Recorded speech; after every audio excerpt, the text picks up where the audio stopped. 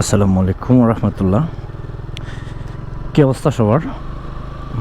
কেমন আছেন? আশা করছি বেশ ভালোই আছেন।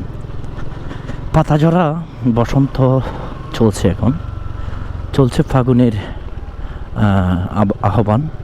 আজকে ফাল্গুনের সম্ভবত 14 তারিখ, আর ইংরেজিতে আজকে 27 ফেব্রুয়ারি। গত কিছুদিন আগেই শেষ হলো সেই শীতের কনকনে শীতের কাল, আর এখন এলো বসন্তের কাল। চারিদিকে সবুজের হাতছানি দিয়ে জানান দিচ্ছে যেন প্রকৃতি প্রস্তুত বরণ করে নেওয়ার জন্য বসন্তকে। আজকের সুন্দর একটি দিনে আমরা কাঞ্চননগরের একটি সেতুতে যাচ্ছি, কাঞ্চননগরের একটি ব্রিজে যাচ্ছি, যে ব্রিজটি আসলে অনেক কাঙ্ক্ষিত একটি ব্রিজ। অনেক মানুষের যাতায়াতের সুব্যবস্থা ঘটে এখান দিয়ে। ব্রিজটি আপনারা অনেকেই চিনেন, নাম বললে হয়তো অনেকেই চিনবেন। এটি হচ্ছে সেঙ্গুর পুল বা সেঙ্গুর ফুল যাই বলেন না কেন। দিন শেষে এই ব্রিজের চাহিদা ছিল আকাশচুম্বী।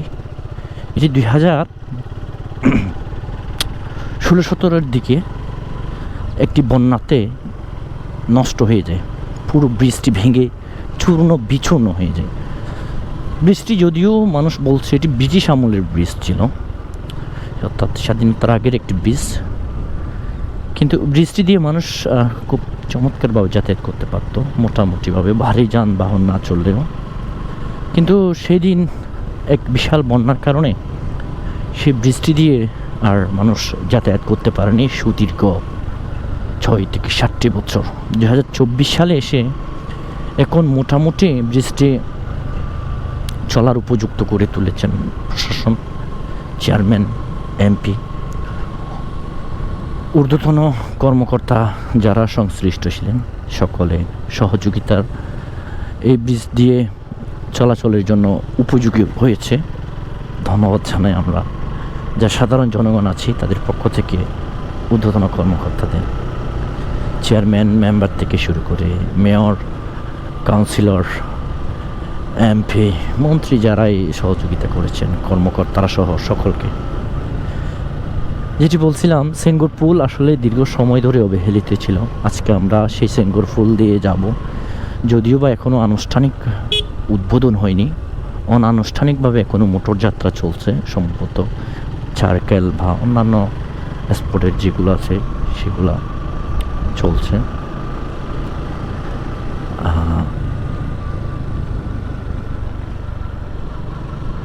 তো যেটি বলছিলাম, আমরা সেঙ্গুর ফুলের কাছাকাছি চলে এসেছি। আমরা সেঙ্গুর ফুল দেখব। দেখতে পাচ্ছেন সেঙ্গুর ফুল দূর থেকে দেখা যাচ্ছে। এক পাশ দিয়ে এক পাশ বড় গাড়ি না আসার জন্য বন্ধ করে দেওয়া হয়েছে, এবং আরেক পাশ এখনও চলছে, যেখানে মোটর সাইকেল মোটামুটিভাবে চলার জন্য একটি বন্দোবস্ত রেখেছে তারা, মোটামুটিভাবে চলছে।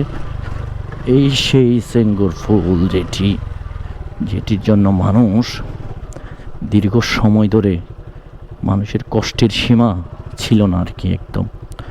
এখানে আমরা গত কিছুদিন আগেও এসেছিলাম এবং এবারও আসছি। দেখতে পাচ্ছেন এই হচ্ছে সেই সেঙ্গুর ফুল, যেটি দেখার জন্য,